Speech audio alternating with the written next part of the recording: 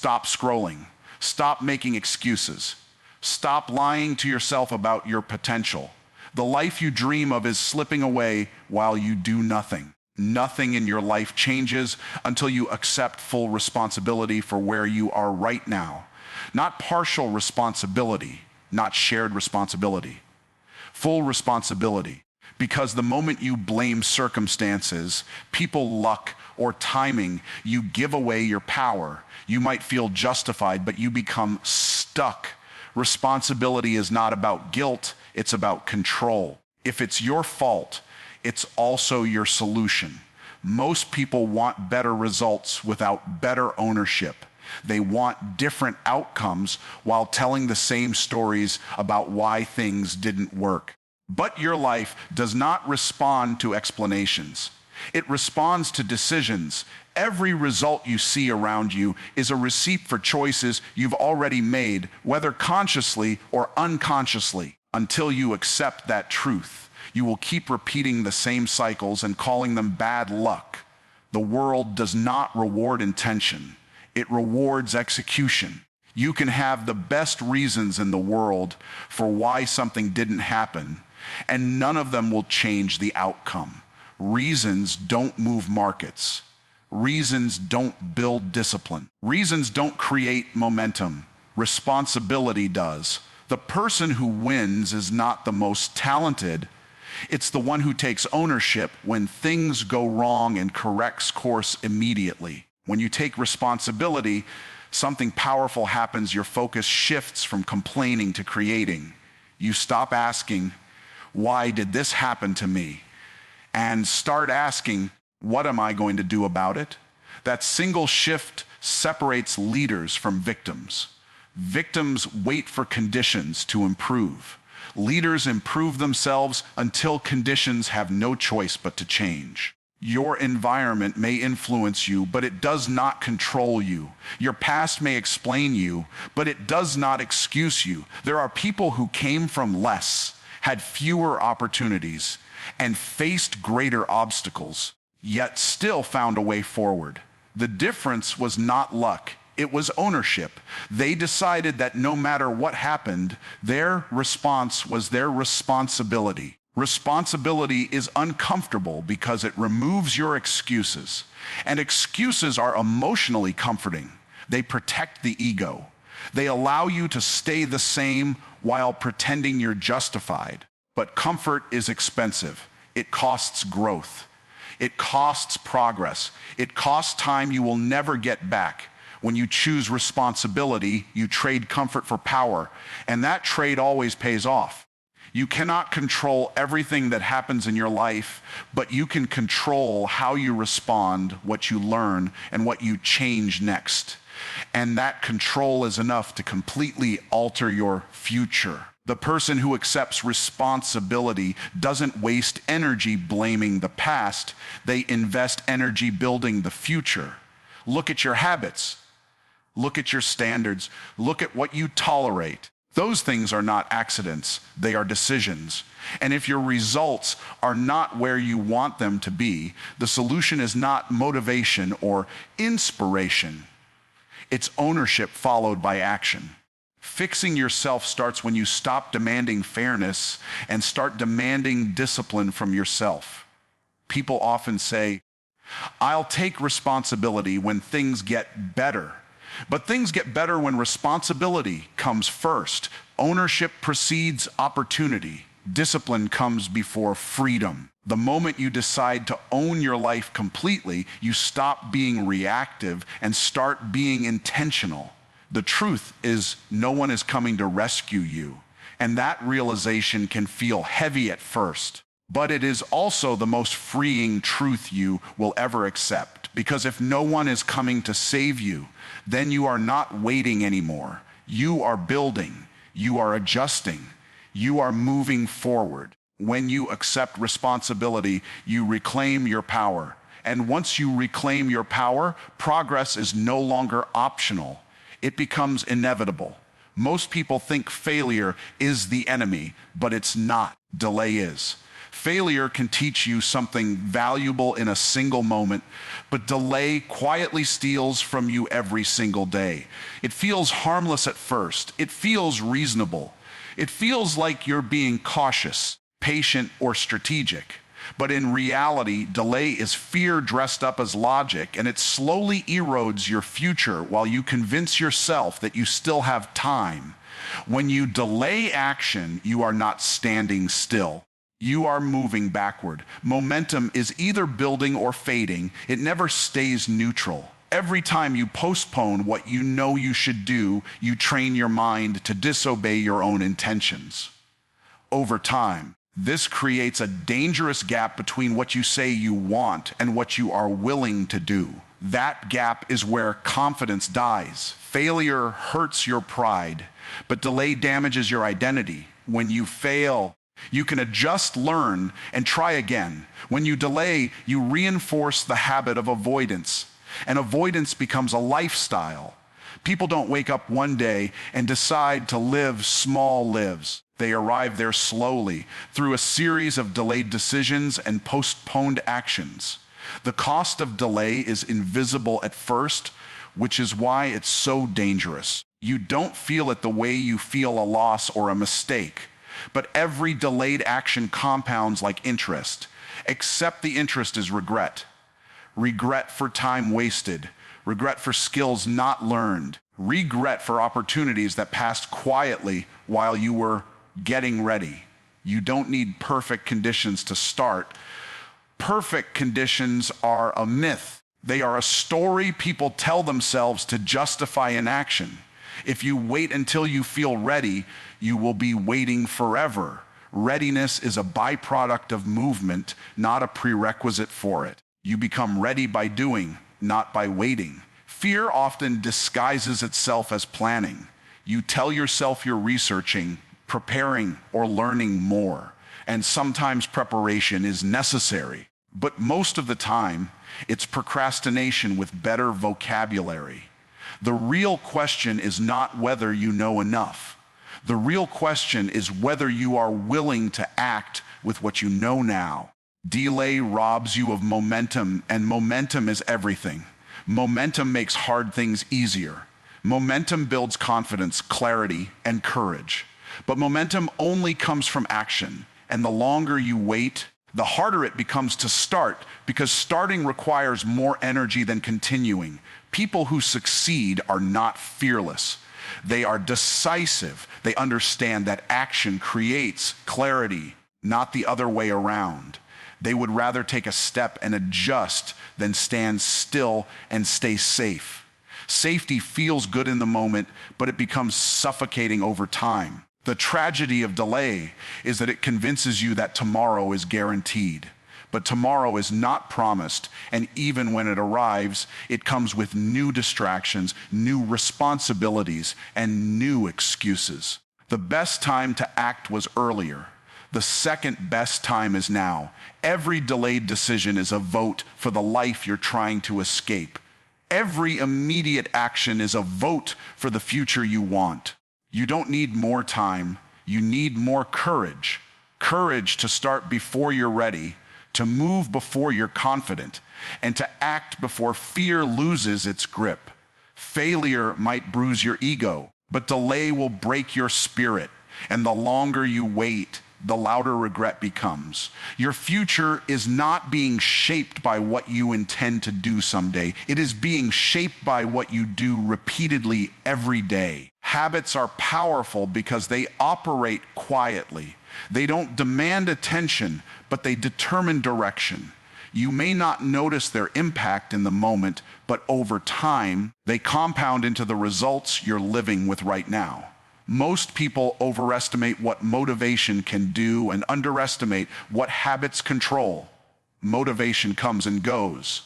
Habits stay. When motivation disappears, habits keep running your life on autopilot. That's why good intentions fail and bad patterns persist. You don't need more motivation. You need systems that work even when you don't feel like showing up. Your habits are honest.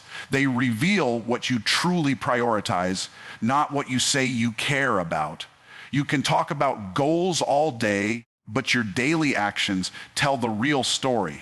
If your habits don't align with your goals are already in trouble. Discipline is simply the bridge between desire and reality. Small habits feel insignificant, which is why people ignore them. Skipping one workout, delaying one task, wasting 1 hour, none of it feels dangerous in isolation. But habits are never isolated, they stack. And over time, they either build momentum or create resistance. The same way small deposits grow wealth, small disciplines build character and capability. You don't rise to the level of your ambition. You fall to the level of your habits. When pressure hits, you don't suddenly become a better version of yourself. You revert to what you've practiced. That's why fixing yourself means fixing what you practice daily. Excellence is not an event, it's a routine. Your environment plays a bigger role than your willpower. If your surroundings make bad habits easy and good habits difficult, willpower will eventually lose. Successful people don't rely on self-control alone. They design their environment to support the behavior they want. They remove distractions. They create structure. They reduce friction for good decisions and increase friction for bad ones. Changing habits is not about massive overnight transformation. It's about small, consistent upgrades. One better decision, repeated daily, becomes a new identity. You don't change your life by doing something once. You change it by doing the right thing often enough that it becomes automatic. Many people wait for a dramatic wake-up call before they change. But life rarely gives warnings that loud. It gives quiet signals. Fatigue, frustration, lack of progress. These are not random feelings. They are feedback. And habits are usually the source. Your habits are either preparing you for opportunity or disqualifying you from it. Opportunity doesn't announce itself in advance. It shows up suddenly, and it rewards the prepared. If your habits haven't built the skills, discipline, and focus needed, opportunity passes you by without explanation.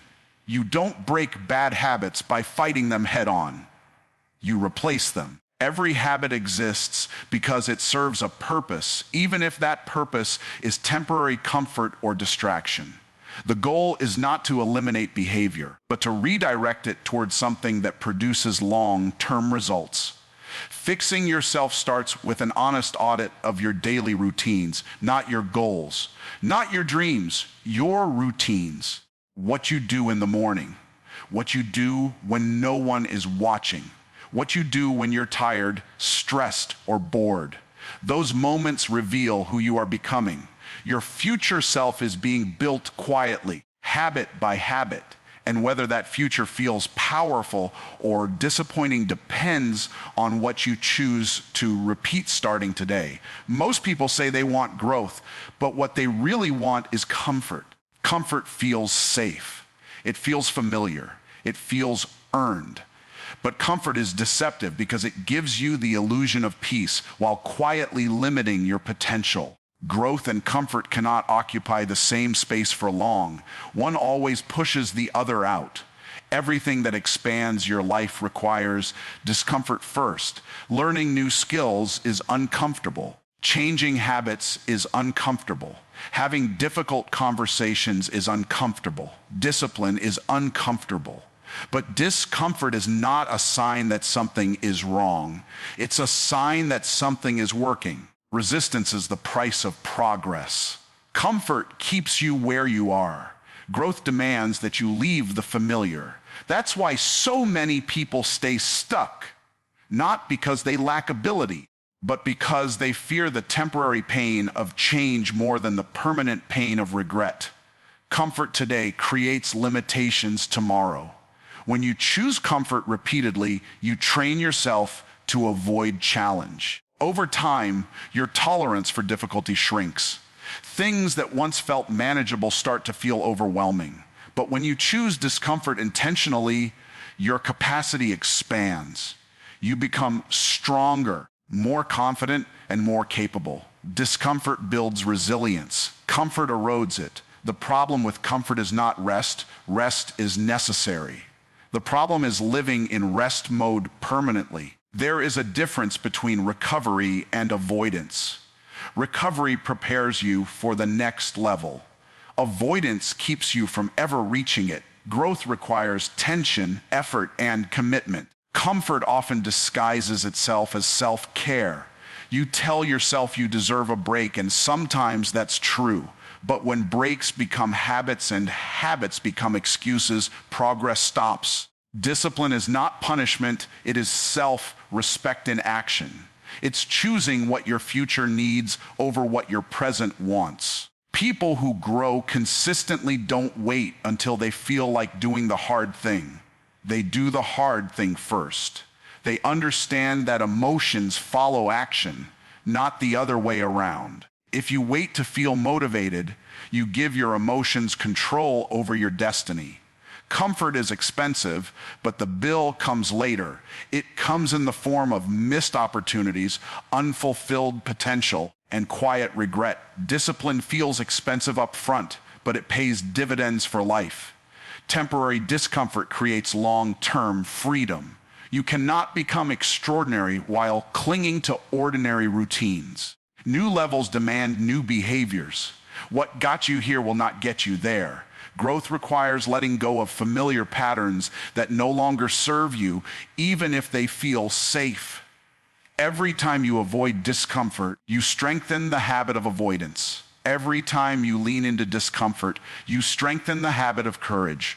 Courage is not the absence of fear. It's the decision to move forward despite it. And courage compounds just like habits do. Discomfort sharpens focus. It forces you to confront your weaknesses and upgrade your standards. Comfort dulls awareness. It allows problems to grow unnoticed. That's why disciplined people often appear intense, not because they are harsh, but because they are intentional. The question is not whether discomfort will show up in your life. It will. The question is whether you choose it on your terms or let it arrive through regret. One leads to growth. The other leads to disappointment. Growth always asks more of you before it gives more to you. And the people who win are the ones who are willing to pay that price in advance. Wanting a better life is common. Earning a better life is rare. Desire is everywhere, but value is scarce. The world does not reward how badly you want something. It rewards how useful you are. Income, influence, and opportunity flow toward people who can solve problems and create results. If you want more, you must become more valuable. Many people confuse passion with progress. They talk about what they love, what they hope for, and what they dream about. But dreams without skill remain fantasies. Skill is what turns intention into impact. Skill is the bridge between where you are and where you want to be. The marketplace does not pay for effort alone. It pays for effectiveness. You can work hard and still struggle if your effort is applied to low-value activities. High income is not about working more hours. It's about developing high-income skills. Skills that solve expensive problems, save time, increase revenue, or reduce risk. Desire makes you emotional. Skill makes you reliable. When pressure hits, emotion fades, but skill performs. That's why skill is security. It gives you options. It gives you leverage. It allows you to adapt when circumstances change. If you want to be paid more, you must be able to do more. Not everything, but something valuable. Specialization multiplies worth.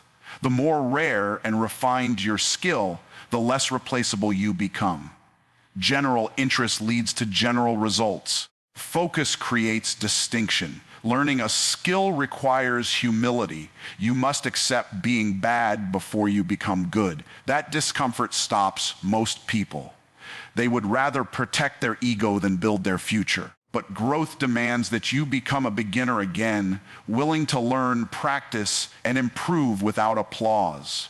Skill is built through repetition, not inspiration. You don't master something because you're motivated one day. You master it because you show up consistently when motivation is gone. Practice turns confusion into clarity and effort into excellence. The problem is not lack of opportunity, it's lack of preparation. Opportunities reward readiness. When they appear, they don't wait for you to catch up. If your skills are not developed, opportunity passes quietly to someone else who prepared in advance. People often say they don't have time to learn new skills, but time is not the issue, priority is. Everyone makes time for what they value. Skills that pay require investment before they produce returns.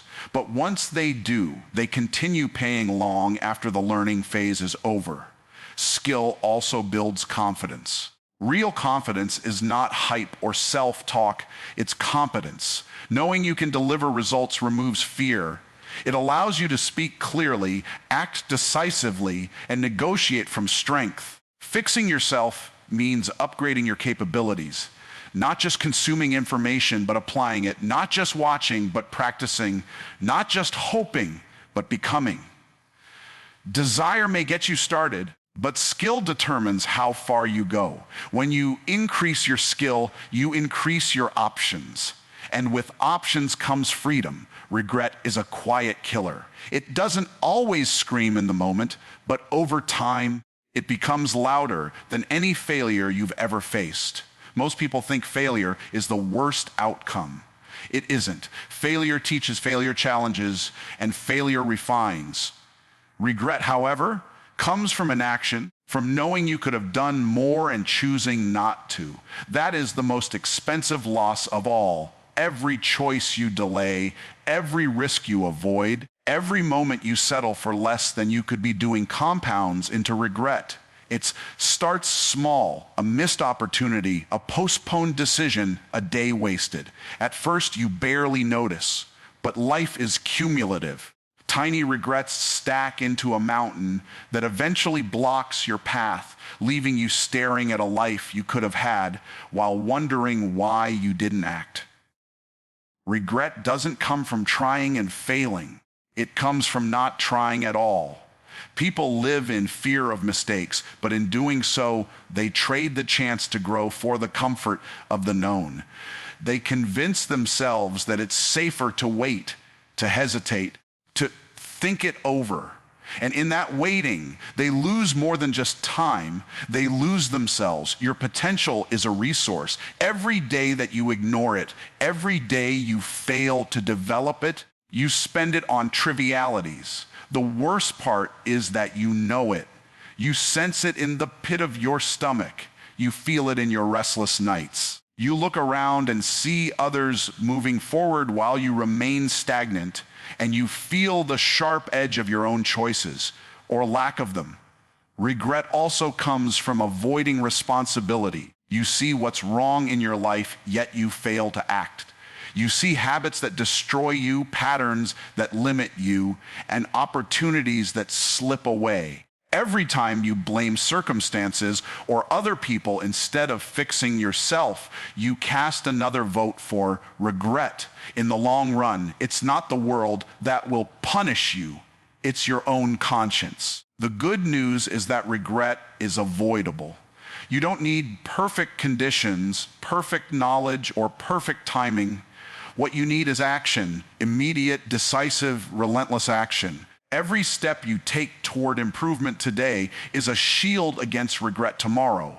Every skill you develop, every habit you strengthen, every decision you make to act rather than wait reduces the weight of what could have been. Regret is loudest in moments of reflection, when you're alone with your thoughts, when your choices confront you without distractions. It is louder than the praise you never received, louder than the failures you feared, louder than the pain you avoided. The only way to silence it is through proactive living. The only antidote to regret is intentional action. The most tragic aspect of regret is how preventable it is. Life doesn't have to be a series of missed chances. You can still step forward. You can still correct course. you can still build momentum. But the longer you wait, the heavier the cost becomes. Regret compounds like interest, and it always pays itself in full, whether in missed opportunities, wasted time, or untapped potential. Regret is not punishment, it is feedback. It is life's way of telling you that you are capable of more than you are showing up for.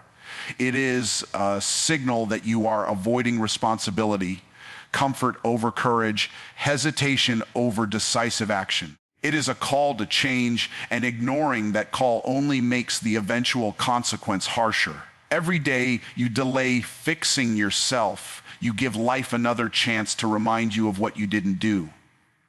And one day, if you continue to postpone, you may realize that your chance has passed. The only way to avoid looking back with sorrow is to act forward with courage, to fix yourself today, to embrace responsibility, to build skill, character, and resilience, to act before regret has the chance to write your story for you. You have one life, one chance, one shot at becoming who you were meant to be. Act now, fix yourself, and own your future. Regret is permanent, success is earned, the choice is yours, and it starts today.